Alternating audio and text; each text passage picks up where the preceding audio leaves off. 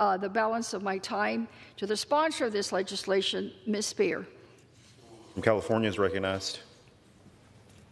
Thank you, Mr. Speaker, and I thank the gentlelady for giving me this opportunity to speak on this really very important bill. Rosie the Riveters, who are left in this country, deserve a Congressional Gold Medal. In one of the most challenging periods of our American history, women stepped up to serve this country.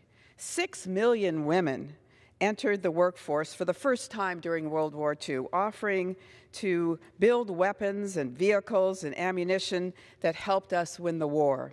The critical contributions of Rosie the Riveters changed the course of world history and blazed a trail for today's working women. The Rosies proved that they could work and succeed in jobs and industries that had long been male-dominated. African American women challenged stereotypes and policies of discrimination to contribute to the war effort. And because of the Rosies, the U.S. government worked with businesses to develop support for working moms like child care programs. The famous image of Rosie the Riveter, sleeves rolled up, muscles flexed, and a bandana in place, has inspired generations of women and girls to embody the strength, patriotism, and the "we can do it" spirit that radiates from the poster. But even the iconic image can't do justice to the real-life Rosies who took on the mantle of the war effort at home, defied expectations, eradicated barriers to women's participation in the workforce, and made victory possible. It's been one of the great honors of my career to work closely with several of these women during my time in Congress.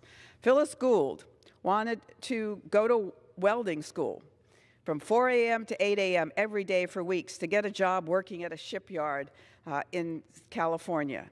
She was one of the first women accepted into the Boilermakers Union.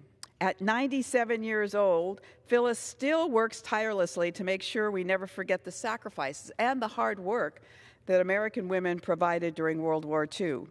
Phyllis's sister, Marion Souza, went on to work at 17 years of age as a draftsman in the shipyards in Richmond, California. Marion's volunteer work at the Rosie the Riveter World War II home front National Historic Park preserves the Rosie legacy for future generations. May Cryer went to work at Boeing Aircraft right out of high school, helping to build B-17s and B-29 bombers.